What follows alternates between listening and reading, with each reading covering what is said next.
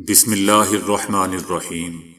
السلام علیکم دوستو، دنیا بھر کی خبروں میں آج آپ سنیں گے، لیکن اس سے پہلے اگر ہو سکے تو لائک اور سبسکرائب کا بٹن ضرور دبا لیں۔ شکریہ۔ امریکہ میں مہنگائی کا 40 سالہ ریکارڈ ٹوٹ گیا۔ پاکستان کے ساتھ عالمی سطح پر بہتر تعلقات ہیں۔ امریکہ اسپین کے وزیر اعظم کو جان سے مارنے کی دھمکی دینے والے شخص کو 7.5 برس قید۔ پاکستان نے امریکہ اور بھارت کا بیان مسترد کر دیا۔ اتحادی ساتھ نہ بھی چھوڑتے تب بھی ہماری حکومت جاتی۔ وفاقی وزیر شیخ رشید احمد۔ وزیر اعظم نفتالی نے مستعفی ہونے سے انکار کر دیا۔ عالمی طاقتیں وزیر اعظم عمران خان کو جان سے مار سکتی ہیں۔ وزیر داخلہ شیخ رشید احمد۔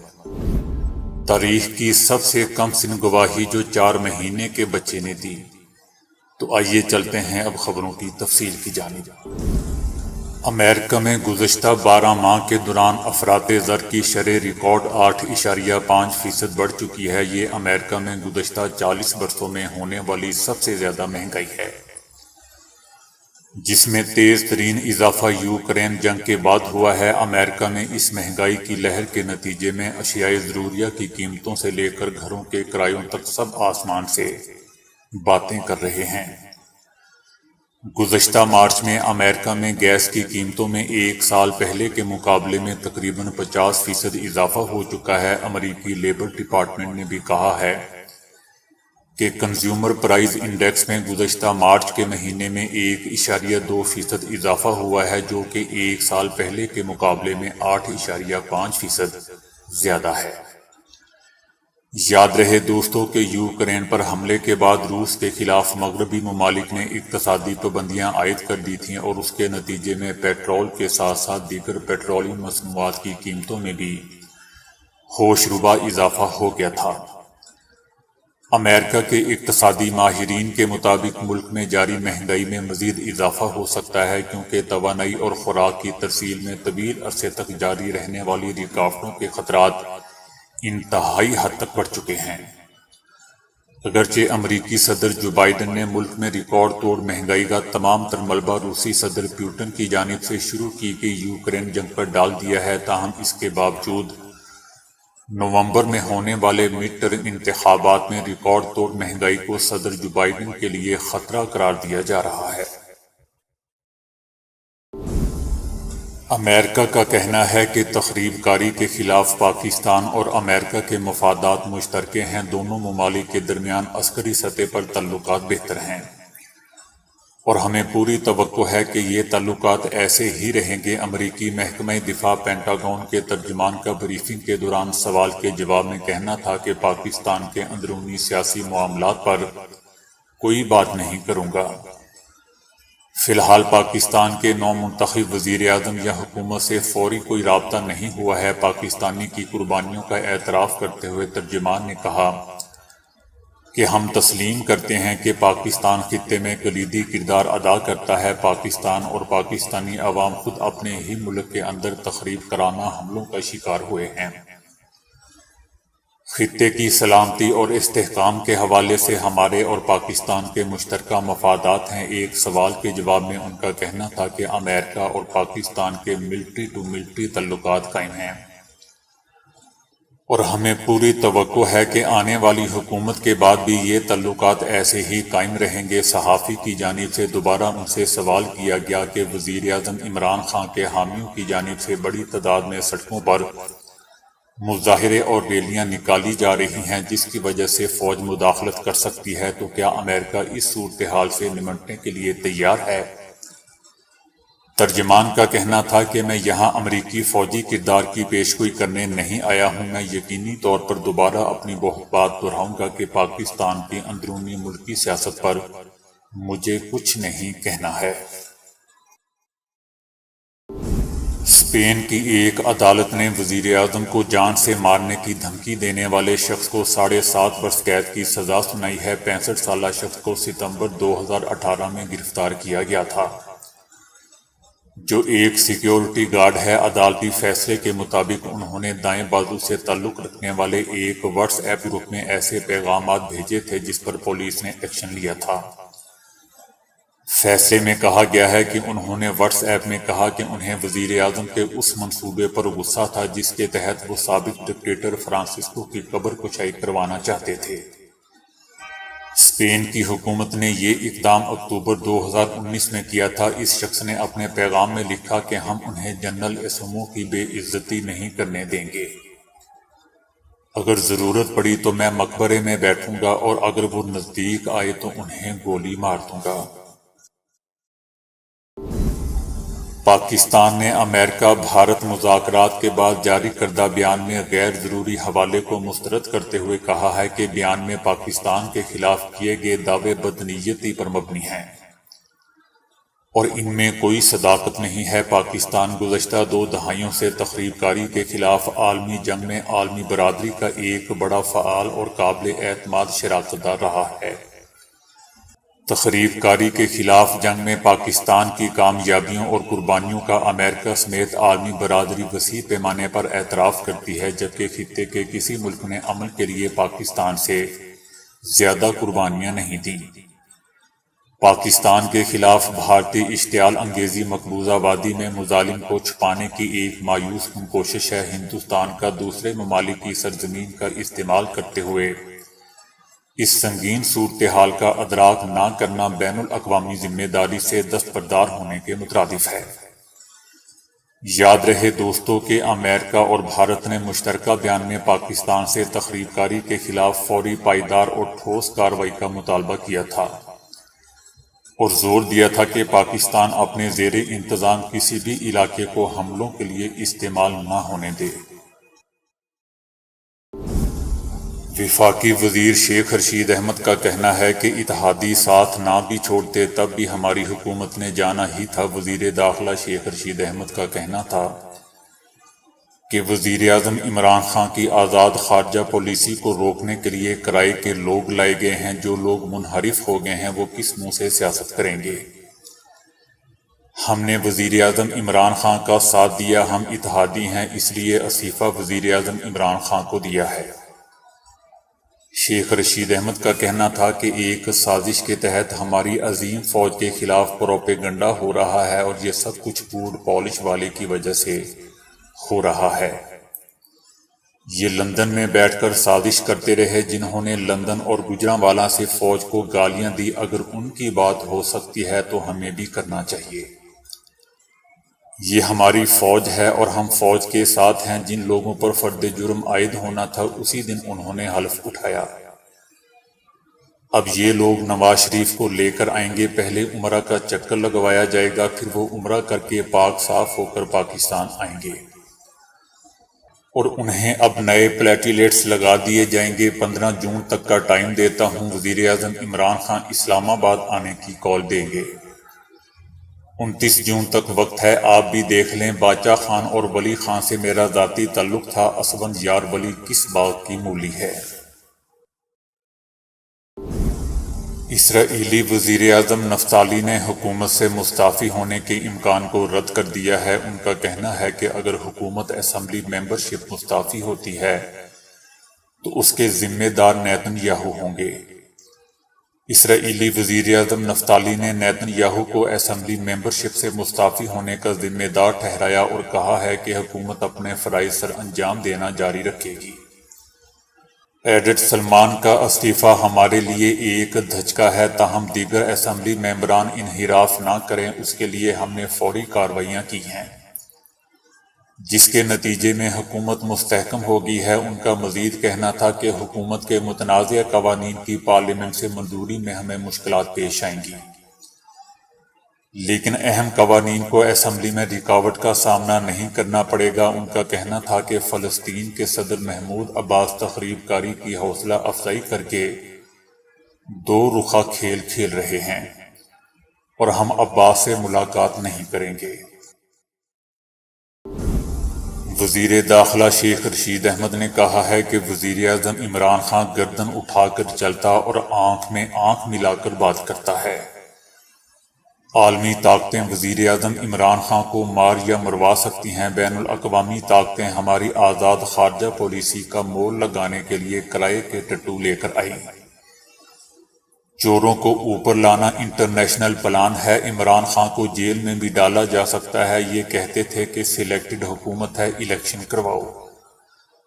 اب ہم کہتے ہیں کہ امپورٹڈ حکومت ہے، الیکشن کرواؤ۔ میں اپنا استعفیٰ وزیر اعظم عمران خان کے حوالے کر چکا ہوں۔ انہیں کرائے کی اپوزیشن منگوانی پڑے گی۔ عوام الیکشن دیکھ رہے ہیں، جبکہ ان کی کوشش ہے کہ حکومت لمبی چلے، 1 ماہ انتظار کر لیں۔ میں 15 جون کی تاریخ دیتا ہوں۔ وزیر داخلہ شیخ رشید احمد نے کہا کہ نواز شریف نے کبھی کسی ڈاکٹر کو دکھایا ہے؟ عوام کو بیوقوف بناتے ہیں۔ ابھی سعودی عرب سے نواز شریف نئے پاسپورٹ کے ساتھ واپس آئیں گے۔ یہ جب ٹی وی پر آتا ہے تو لوگ چینل بدل دیتے ہیں۔ ہمارے ساتھ 4 سال وزارتیں انجوائے کرنے والے ہمیں چھوڑ گئے۔ جن کے ساتھ لاپتہ افراد کا مسئلہ ہے، انہی کے ساتھ وہ بیٹھے ہوئے ہیں۔ اللہ کرے ایم کیو ایم پاکستان کا بھی کوئی کام بن جائے۔ شیخ رشید احمد کا مزید کہنا تھا کہ وزیر اعظم عمران خان کی دعوت پر پشاور جلسے کے لیے آیا ہوں۔ وزیر اعظم عمران خان اسلام آباد کال دے گا۔ 16 اپریل کو کراچی میں عوام کا سمندر ہوگا۔ میں نے 3 روز کے لیے عمرے کی ادائیگی کے لیے جانا ہے، اس لیے لاہور جلسے میں شرکت نہیں کر پاؤں گا۔ دنیا قصے اور کہانیوں سے بھری پڑی ہے، لیکن اس میں ایک قصہ ایسا ہے جسے اور کوئی نہیں، اللہ خود سناتا ہے۔ حضرت یوسف علیہ السلام کو جب ان کے بھائیوں نے کوے میں پھینکا اور واپس چلے گئے تو اس کوے کا مالک کوے میں حضرت یوسف علیہ السلام کو دیکھ کر حیران ہوا۔ پھر انہیں اپنے ساتھ مصر لے گیا اور وہاں حضرت یوسف علیہ السلام کو سونے اور چاندی کے عوض مصر کے بادشاہ کے ہاتھ فروخت کر دیا۔ دنیا کی تاریخ میں اس سے زیادہ گھاٹے کے سودے کی مثال کہیں نہیں ملتی۔ اس وقت جناب حضرت یوسف علیہ السلام کی عمر 12 یا 17 برس کے درمیان تھی۔ بادشاہ نے اپنی بیوی زلیخا سے کہا کہ اس غلام کو اعزاز و اکرام کے ساتھ رکھا جائے۔ حضرت یوسف علیہ السلام کو اللہ پاک نے حسن و جمال کا پیکر بنایا تھا۔ زلیخا اس حسن کی تاب نہ لا سکی اور ایک دن محل میں اکیلا دیکھ کر اللہ کے نبی کو لبھانے کی کوشش کی۔ حضرت یوسف علیہ السلام بھاگے، زلیخا نے ان کا کرتا پیچھے سے پکڑا جس سے کرتا پھٹ گیا۔ اسی دوران بادشاہ بھی محل میں داخل ہوا۔ بادشاہ کو دیکھ کر زلیخا نے شور مچا دیا کہ یوسف نے مجھے ہراساں کیا ہے، لہٰذا اسے ابھی جیل خانے پھینک دیا جائے۔ زلیخا کا الزام سن کر حضرت یوسف اپنی صفائی میں بولے کہ یہ الزام غلط ہے۔ بادشاہ نے حضرت یوسف علیہ السلام کی بات سنی اور بولا کہ اے یوسف، میں تمہاری بات کا کیسے یقین کروں کہ تم سچ کہہ رہے ہو؟ حضرت یوسف علیہ السلام نے جواب دیا کہ گھر میں 4 مہینے کا ایک بچہ ہے جو پالنے میں لیٹا ہوا ہے اور زلیخا کے ماموں کا بیٹا ہے۔ اس سے میری گواہی لے لیجئے، مجھے یقین ہے کہ اللہ اسے میری بے بسی کی گواہی دینے کے لیے زبان عطا کرے گا۔ چنانچہ بچے کو پیش کیا گیا اور بچے نے فصیح زبان میں با آواز بلند حضرت یوسف علیہ السلام کے حق میں گواہی دی، اور اللہ پاک اس گواہی کا ذکر قرآن پاک میں ہمیں سناتے ہیں۔ سورہ یوسف آیت نمبر 27۔ اگر ان کا دامن سامنے سے پھٹا ہے تو وہ سچی ہے، اور اگر ان کا کرتا پیچھے سے پھٹا ہے تو وہ جھوٹی ہے۔ حضرت یوسف علیہ السلام کا کرتا پیچھے سے پھٹا ہوا تھا، جسے امیر مصر نے دیکھ کر کہا کہ اے عورت، تم اپنے گناہ کی معافی مانگو، بے شک تم گناہ گار ہو۔ تاریخ میں دوستو یہ سب سے کم سن گواہی ہے جو 4 مہینے کے بچے نے دی اور اسے قبول کیا گیا۔ وزن کم کرنے کے دوران چند غذائیں مثلاً دہی، ناریل کا تیل یا پھر انڈے وزن کم کرنے کے حوالے سے مددگار ثابت ہوتے ہیں، لیکن اس کے برعکس چند غذائیں ایسی بھی ہیں جو وزن میں اضافے کا باعث بنتی ہیں۔ ایسے میں جب آپ کا مقصد وزن کم کرنا بن چکا ہو تو اس وقت لا علمی میں ان غذاؤں کا استعمال آپ کو مزید وزن میں اضافے کا شکار بنا سکتا ہے۔ بلا شبہ آلو ایک صحت بخش غذا ہے، لیکن فرنچ فرائز اور آلو کے چپس کسی صورت مفید نہیں۔ ان دونوں اشیاء میں کیلوریز کی بھاری مقدار پائی جاتی ہے۔ اگر آپ حقیقی معنوں میں وزن کم کرنا چاہتے ہیں تو ان اشیاء کو اپنی خوراک کا حصہ بنانے سے گریز کیجیے۔ تاہم ابلے ہوئے آلو کھانا آپ کی صحت کے لیے مفید ثابت ہو سکتا ہے۔ کولڈ ڈرنکس اور سوڈا دنیا کی سب سے غیر صحت بخش غذاؤں میں سے ایک ہے۔ یہ آپ کے وزن اور صحت پر منفی اثرات مرتب کرتی ہے۔ ان مشروب میں بھی کیلوریز کی بھاری مقدار موجود ہوتی ہے۔ یہی وجہ ہے کہ ان مشروب کے پینے سے انسان کا وزن بڑھنا شروع ہو جاتا ہے۔ اگر آپ کا مقصد وزن کم کرنا ہے تو پھر ان مشروب کا استعمال ترک کرنا ہوگا۔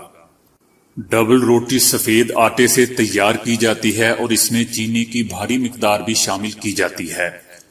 ایک تحقیق کے مطابق جو لوگ روزانہ صرف ڈبل روٹی کے 2 سلائس کھاتے ہیں ان میں وزن بڑھنے کے خطرات 40% زیادہ ہوتے ہیں۔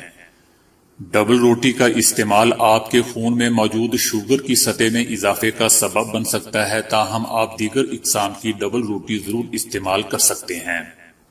مارکیٹ میں دستیاب زیادہ تر پھلوں کے جوس میں پھل بہت ہی کم شامل کیے جاتے ہیں اور ان کی تیاری کے دوران چینی کی بھاری مقدار شامل کی جاتی ہے۔ اس کے علاوہ ان جوسز میں کیلوریز کی بھی بھاری مقدار پائی جاتی ہے، اس لیے یہ جوس آپ کے وزن کم کرنے کے مقصد کو سبوتاژ کر سکتے ہیں۔ آپ کو چاہیے کہ جوس کی بجائے مکمل پھل کا استعمال کیجیے۔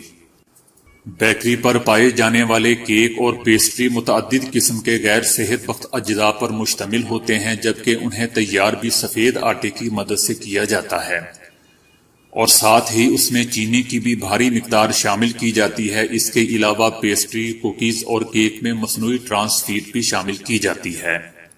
آئس کریم ایک مزیدار ذائقے کی حامل غیر صحت بخش غذا ہے۔ آئس کریم میں کیلوریز اور چینی کی بھاری مقدار موجود ہوتی ہے۔ بہت کم مقدار میں آئس کریم کھانا نقصان دہ نہیں ہوتا، لیکن اس کا زیادہ استعمال ضرور آپ کے وزن میں کمی کی بجائے اضافہ کر سکتا ہے۔ تاہم اگر آپ آئس کریم کے شوقین ہیں تو مارکیٹ سے خرید کر کھانے کی بجائے اسے گھر پر تیار کیجیے۔ یقیناً پیزا ایک مقبول ترین غذا ہے، لیکن تجارتی بنیادوں پر تیار کیے جانے والا پیزا ایک غیر صحت بخش غذا ثابت ہوتا ہے۔ برطانیہ میں تمام سٹورز اگلے سال اپریل سے شاپنگ بیگ کی دوہری قیمت ادا کریں گے، جو تقریباً 10 پینیز ہو جائے گی۔ یہ اقدام ملک میں پلاسٹک کے کچرے کو کم کرنے کی کوشش تیز کرنے کی غرض سے کیا گیا ہے۔ حکومت کا کہنا ہے کہ ملک بھر میں پلاسٹک سے بنے 15 ارب بیگ زیر استعمال ہیں، جس سے کچرے میں اضافہ ہوتا جا رہا ہے۔ جب سے شاپنگ بیگ کے استعمال پر 5 پینیز ادا کرنے کی شرط عائد ہوئی ہے، برطانیہ کے ساحلوں پر پلاسٹک بیگ کی تعداد میں 60% سے بھی اوپر کمی نوٹ کی گئی ہے۔ سعودی عرب کے الاحساء کا لال چاول پوری دنیا میں مشہور اور مہنگا ترین چاول سمجھا جاتا ہے۔ آج کل اس چاول کی تیار کردہ پنیری کو نکال کر پانی سے بھرے کھیتوں میں وقفے وقفے سے اس کی بجائی کا موسم ہے۔ ان مہنگے ترین چاولوں کی قیمت کے حوالے سے اتنا جاننا کافی ہے کہ الاحساء میں کاشت ہونے والے لال چاول کے 1 کلو گرام کی قیمت 25 ریال تک ہوتی ہے۔ یہ چاول سعودی عرب کے دوسرے شہروں میں فروخت ہونے کے ساتھ ساتھ بیرون ملک میں بھی بھیجا جاتا ہے۔ ماہرین کا کہنا ہے کہ الاحساء میں کاشت ہونے والے چاول میں کئی قدرتی خواص پائے جاتے ہیں، جن میں آئرن، فائبر اور وٹامن بی خاص طور پر شامل ہیں۔ اس کی قیمت پاکستانی روپے میں 1100 روپے فی کلو گرام بنتی ہے۔ بھارت میں موٹر سائیکل اور موبائل فون خریدنے کے لیے ایک باپ نے اپنی 3 ماہ کی بچی کو بیچ دیا۔ بھارتی میڈیا رپورٹس کا کہنا ہے کہ یہ واقعہ ریاست کرناٹک کے ضلع شکابلا پور میں واقع گاؤں تینا کل میں پیش آیا۔ یہ شخص کھیتوں میں مزدوری کرتا تھا، جس کے گھر 3 ماہ قبل بیٹی پیدا ہوئی تھی۔ اس نے اپنی بیوی کی رضامندی سے یہ واردات کی۔ اس شخص نے اپنے گاؤں کے ایک آدمی کو اپنے ارادے سے آگاہ کیا، جس نے قریبی گاؤں کے ایک بے اولاد جوڑے سے اس کا رابطہ کروایا اور اس آدمی کے توسط سے بچی کو بے اولاد جوڑے کے ہاتھ فروخت کر دیا اور 1 لاکھ بھارتی روپے قیمت وصول کی۔ اس شخص نے بیٹی کو بیچنے کے بعد 50,000 روپے کی موٹر سائیکل اور 15,000 روپے کا موبائل فون خرید لیا۔ بھارتی میڈیا کا کہنا ہے کہ جب ہمسایوں نے اس کے ہاں پیدا ہونے والی بچی کو غائب دیکھا اور اس کے پاس موٹر سائیکل اور موبائل فون دیکھا تو انہیں شک گزرا اور انہوں نے پولیس کو اطلاع دے دی۔ چائلڈ ویلفیئر کمیٹی نے بچی کو بازیاب کروا لیا ہے۔ پولیس نے میاں بیوی کے خلاف بھی مقدمہ درج کر لیا ہے، جس کے بعد سے ملزم مفرور ہے، تاہم اس کی بیوی کو حراست میں لے لیا گیا ہے۔ بچی کی والدہ کا کہنا تھا کہ شوہر نے ڈرایا دھمکایا تھا، جس کے بعد وہ اپنی پھول جیسی بچی کو بیچنے کے لیے راضی ہو گئی تھی۔ تو دوستو ابھی کے لیے اتنا ہی۔ ویڈیو کو لائک اور شیئر کرنے کا بہت بہت شکریہ۔